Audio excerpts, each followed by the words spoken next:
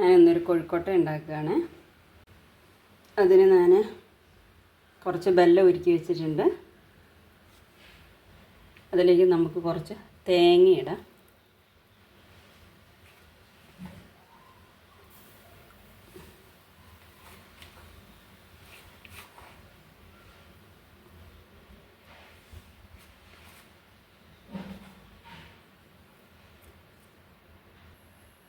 കുറച്ച് ഏലക്ക, ഇച്ചിരി പഞ്ചസാരയും കൂടെ കൂട്ടി ഞാൻ പൊടിച്ചതാണ്, അതിടാം. നമുക്ക് ഇളക്കാം. അത്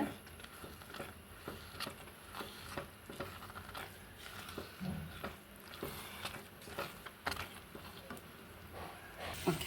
ഇനി നമുക്കിതിലേക്ക് 2 ടേബിൾ സ്പൂൺ നെയ്യ് ഒഴിക്കാം കേട്ടോ.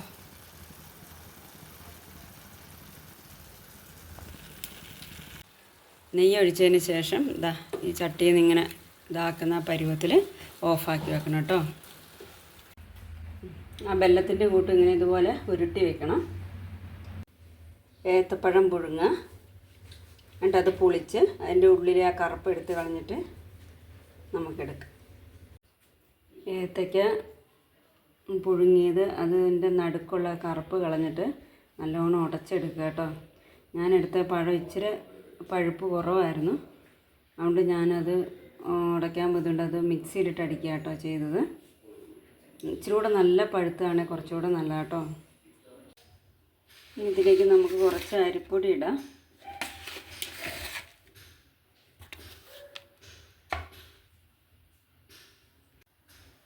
ഇത് നമുക്ക് ചൂട് വെള്ളത്തിൽ കുഴച്ചെടുക്കാം കേട്ടോ.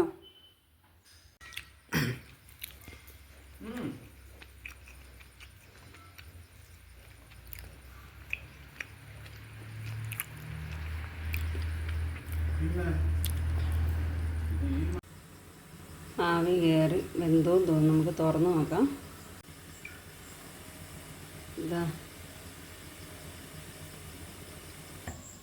നമുക്കിന്ന് കട്ട് ചെയ്ത് നോക്കാം. കത്തിയും കൊണ്ട് കട്ട് ചെയ്യുക, അന്നേരം എൻ്റെ ഒരു വൃത്തി കാണുള്ളൂ. എങ്ങനെയാണ് നമ്മളത് അതിൻ്റെ ഉള്ളിൽ വെച്ചിട്ട് എങ്ങനെയാണ്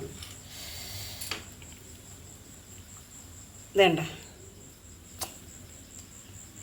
കണ്ട, എങ്ങനെയുണ്ട്? നല്ല അടിപൊളി, നല്ല ടേസ്റ്റാണ്. തിന്ന് നോക്കി ഒരെണ്ണം എടുത്ത് തിന്ന് നോക്കിയായിരുന്നു. അപ്പോൾ നല്ല അടിപൊളിയാണ്. നെയ്യൊക്കെ ചേർത്തിട്ടിട്ടത് കൊണ്ട് നല്ല ടേസ്റ്റ്. അപ്പോൾ ഇതുപോലെ എല്ലാവരും ഉണ്ടാക്കി നോക്കട്ടോ. ഓക്കെ, അപ്പോൾ ഇതാണ് എൻ്റെ കോഴിക്കോട്ട. അപ്പം എല്ലാവർക്കും ഇഷ്ടപ്പെടുവാണെങ്കിൽ ലൈക്ക് ചെയ്യണം, ഷെയർ ചെയ്യണം, സബ്സ്ക്രൈബ് ചെയ്യണം. ഓക്കെ, അപ്പം അടുത്തൊരു വീഡിയോ ആയിട്ട് ഞാൻ വരുന്നതായിരിക്കും. അതുവരെ ബൈ.